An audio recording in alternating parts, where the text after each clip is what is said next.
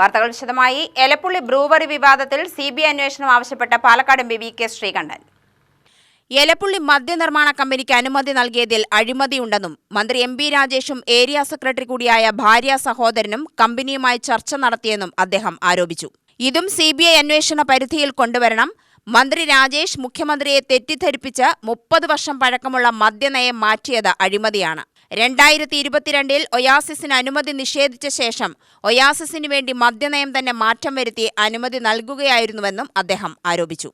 അപ്പോൾ ഇത്രയും ഗുരുതരമായ ക്രിമിനൽ പശ്ചാത്തലമുള്ള ഈ കമ്പനിയെ വാഴ്ത്തുപാട്ടുകൾ നടത്തി മുഖ്യമന്ത്രിയെ വാഴ്ത്തിപ്പാടിയ സെക്രട്ടേറിയറ്റിൽ ജീവനക്കാരെക്കാളും അധപ്പതിച്ച ഒരവസ്ഥ എം പി രാജേഷ് ഈ ഒയാസിസ് കമ്പനിയെ വാഴ്ത്തിപ്പാടി അപമാനകരമായി ഒരു സാഹചര്യം സൃഷ്ടിച്ചിരിക്കുക.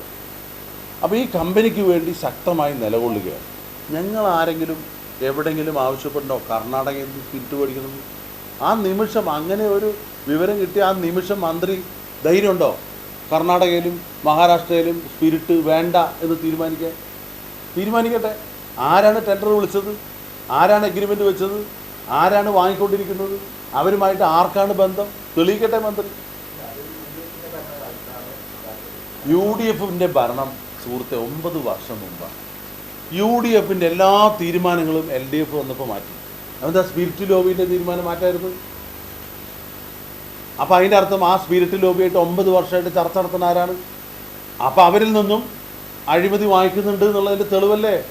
അവരിൽ നിന്നും കമ്മീഷൻ അടിക്കുന്നുണ്ടാവും ഈ ഗവൺമെൻറ്. അതുകൊണ്ടല്ലേ അവർ ഈ സ്പിരിറ്റ് ലോബിയെ വേണ്ടെന്ന് വെക്കാത്ത. അവർക്ക് മറ്റ് സ്ഥലത്ത് നോക്കിക്കൂടെ? UPയിലുണ്ടല്ലോ, മധ്യപ്രദേശിലുണ്ടല്ലോ, എന്താ അവിടെ നിന്ന് വാങ്ങാത്തത്?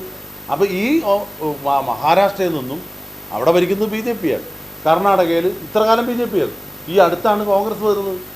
അപ്പോൾ BJP ഭരിക്കുന്ന കാലത്ത് ഇവർ BJPക്കാർ പ്രോത്സാഹിപ്പിച്ചിട്ടാണോ ഈ സ്പിരിറ്റ് വാങ്ങിച്ചത്? മഹാരാഷ്ട്രയിൽ എത്ര വർഷമായിട്ട് BJP ഭരിക്കുന്നു? കർണാടകയിൽ മാറിയിട്ട് അധികമായിട്ടില്ല, 2-3 കൊല്ലമല്ലേ ഉള്ളൂ. അതിന് മുമ്പ് BJP ആയിരുന്നല്ലോ. ഇവർ അധികാരത്തിൽ വന്ന് 9 വർഷമായല്ലോ.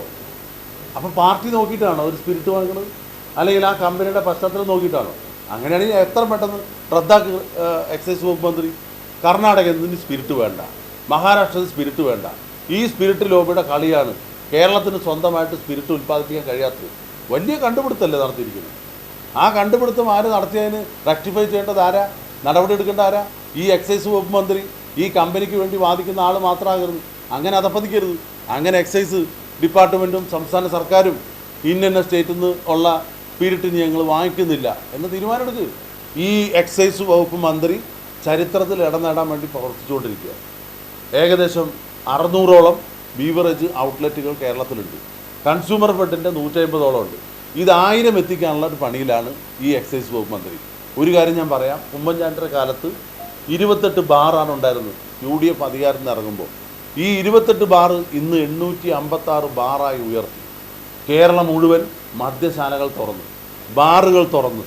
ഈ മദ്യത്തിൻ്റെ വിപണനം കുറയ്ക്കുമെന്ന് പറഞ്ഞ് അധികാരത്തിൽ കയറിയവർ, മദ്യത്തിൻ്റെ ഉപഭോഗം കുറയ്ക്കുമെന്ന് പരസ്യം ചെയ്തവർ, അധികാരത്തിൽ 9 വർഷമായപ്പോഴേക്കും കേരളമാകെ മദ്യാലയങ്ങൾ തുറക്കുകയാണ്.